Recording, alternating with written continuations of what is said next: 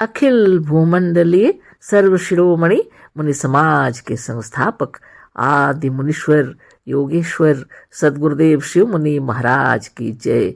उपस्थित मुनि वृंद, साधु सज्जन वृंद, संत वृंद, साधक वृंद, आध्यात्म ज्ञान के जिज्ञासुओं और प्रेमियों, सभी श्रोता वृंद, आप सभी को मेरा कोटिशः नमन, सप्रेम जय जीव। तो आध्यात्मिक चर्चा चल रही है और हम लोग सदगुरुदेव शिव मुनि महाराज रचित ग्रंथ सच्ची संध्या के अंतर्गत आज दुखदाई प्राणायाम पर चर्चा करेंगे, है ना। तो हम लोगों ने जाना कि प्राणायाम ही सच्ची संध्या है ना। प्राणायाम ही संध्या है वास्तव में, हाँ। मगर विधि अगर ठीक ना हो तो प्राणायाम सुखदायी होनी चाहिए, वह दुखदायी में परिणत हो जाता है। प्राणायाम वास्तव में सुखदायी नहीं होती है ना, और ब्रह्मानंद को देने वाली है। लेकिन अगर विधि ठीक ना हो तो दुखदायी प्राणायाम होता है। अभी इसी पर चर्चा होगी। शीर्षक दिए हैं गुरुदेव, छोटा सा शीर्षक, दुखदायी प्राणायाम।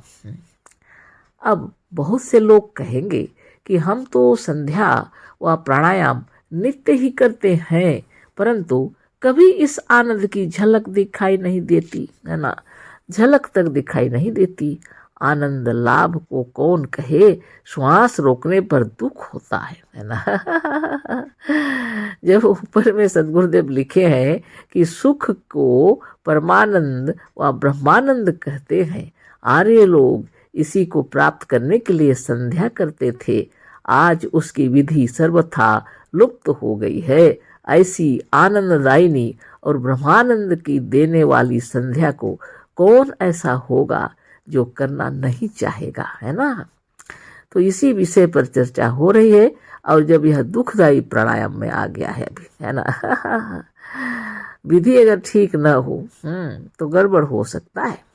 बहुत से लोग कहते हैं हम तो संध्या व प्राणायाम नित्य ही करते हैं, परंतु कभी इस आनंद की झलक तक दिखाई नहीं देती।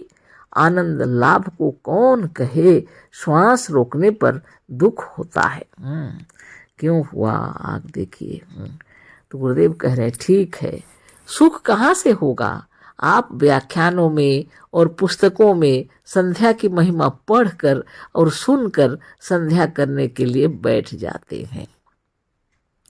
अपने दोनों तथा तीनों अंगुलियों से अपनी नाक को जोर से बंद कर देते हैं और आनंद की इच्छा करते हैं। इधर आनंद की इच्छा करने लगे, उधर लगा श्वास फूलने और दिल घबराने। आनंद जो कुछ पहले था वह भी इस प्राणायाम से भाग गया। चौबे गए छब्बे होने, रास्ते में एक ने कहा दुबे जी प्रणाम। दो पद घर का भी गंवाया, खोज रही परमानंद की, मिले दुखानंद सरस्वती। फिर भी लोग रोज नाक दबाने से बाज नहीं आते। बाज कैसे आवे, बाप दादे तो यही करते आए हैं, यह सनातन धर्म जो ठहरा, है ना। सदगुरुदेव शिव मुनि महाराज की जय। सब लकीर के फकीर बने हुए हैं, है ना।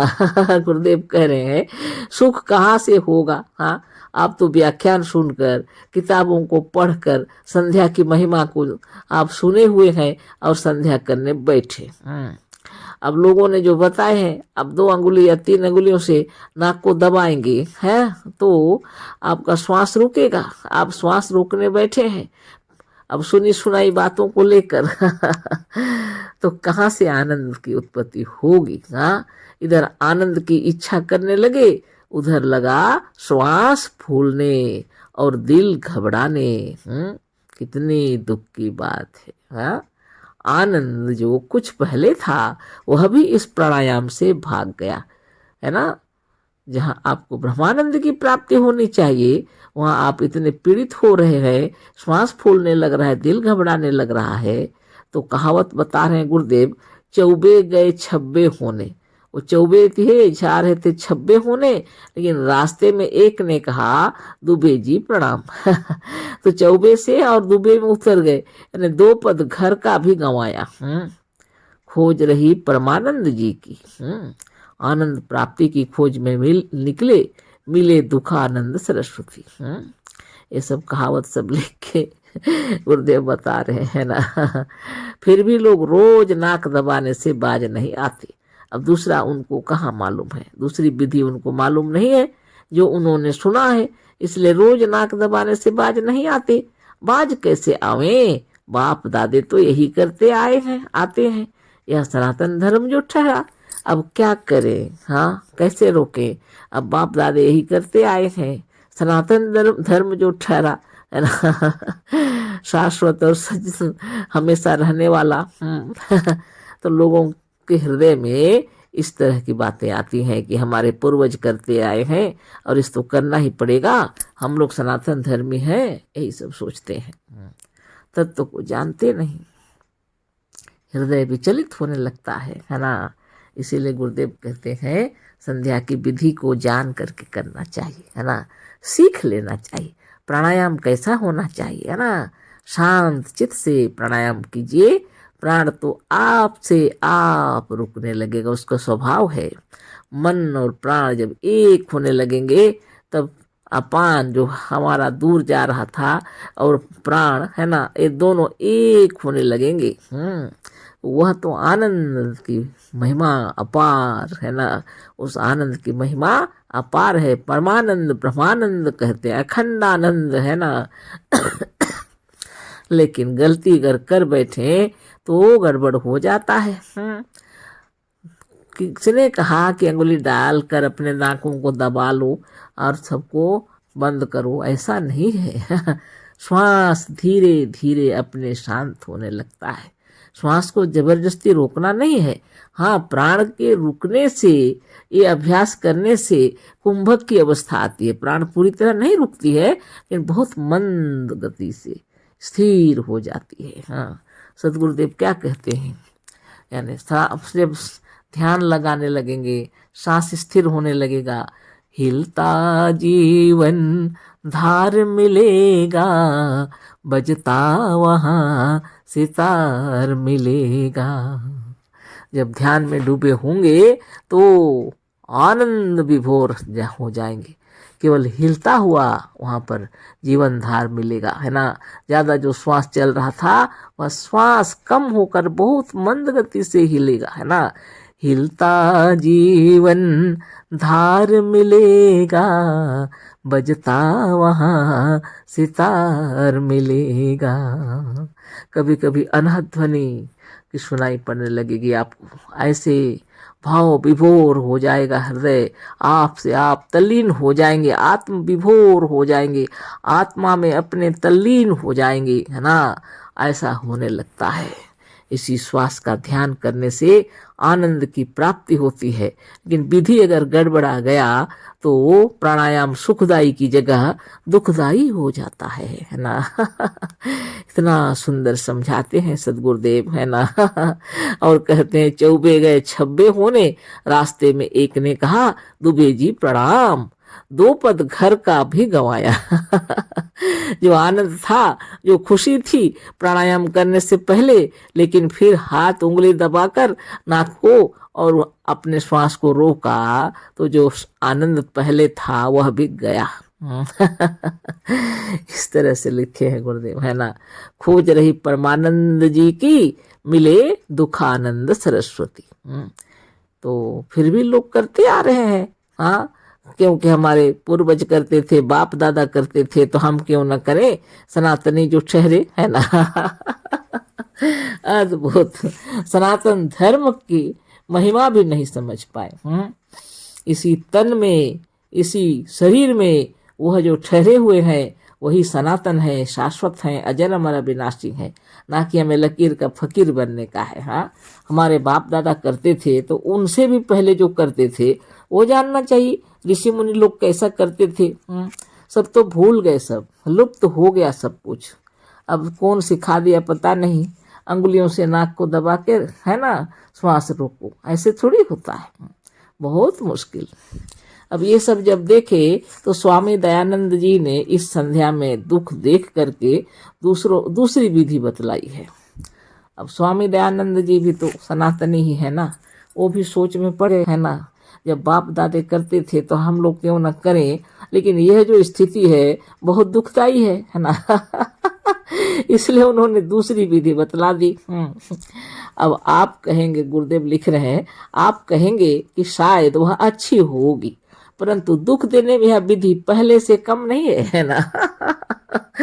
सदगुरुदेव शिव मुनि महाराज की जय। सदगुरुदेव कह रहे हैं, आपको ऐसा लग रहा होगा कि दयानंद जी अब जो बतलाए हैं, स्वामी दयानंद जी तो अवश्य अच्छा बतलाए होंगे, है ना। मगर विचित्र बात तो ये, आप कहेंगे कि शायद वह अच्छी होगी, परंतु दुख देने में यह विधि पहले से कम नहीं है। अब बड़ा मुश्किल हो गया। अब क्या विधि बताए हैं।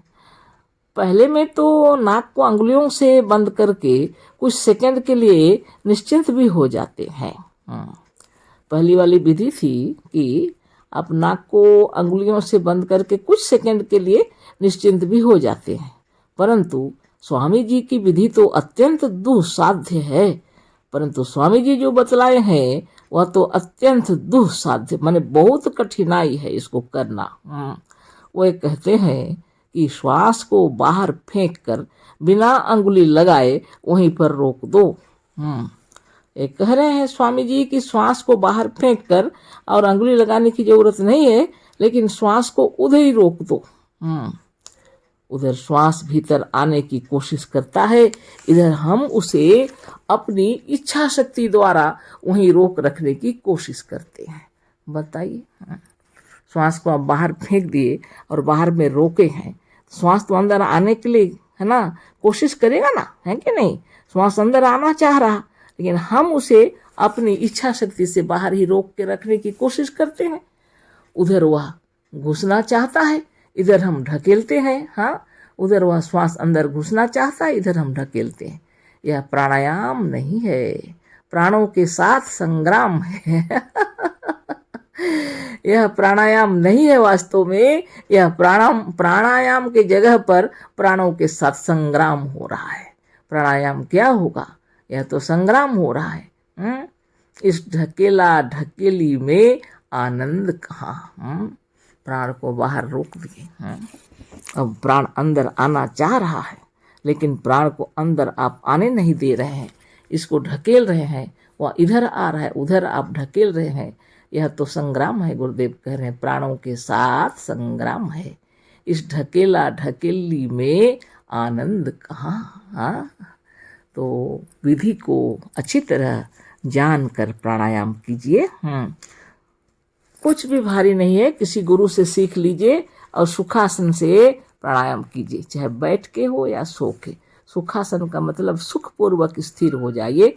सो के लेट के भी सुखासन कहा जाता है, बैठ के भी सुखपूर्वक आप कर सकते हैं या लेट के। ध्यान करके आप लेट के ही करना चाहिए, क्योंकि इसमें समाधि लग जाती है ना, बहुत आनंद आता है, समाधिस्थ हो जाते हैं, स्वरूपस्थ हो जाते हैं।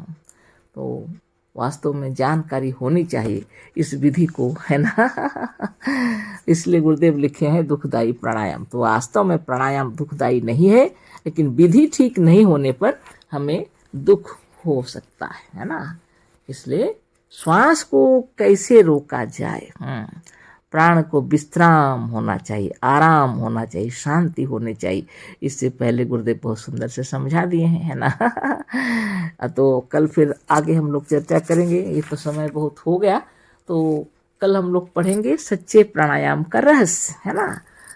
अशेष धन्यवाद, कोटिशः नमन, सप्रेम जय जीव। सद्गुरुदेव शिव मुनि महाराज की जय।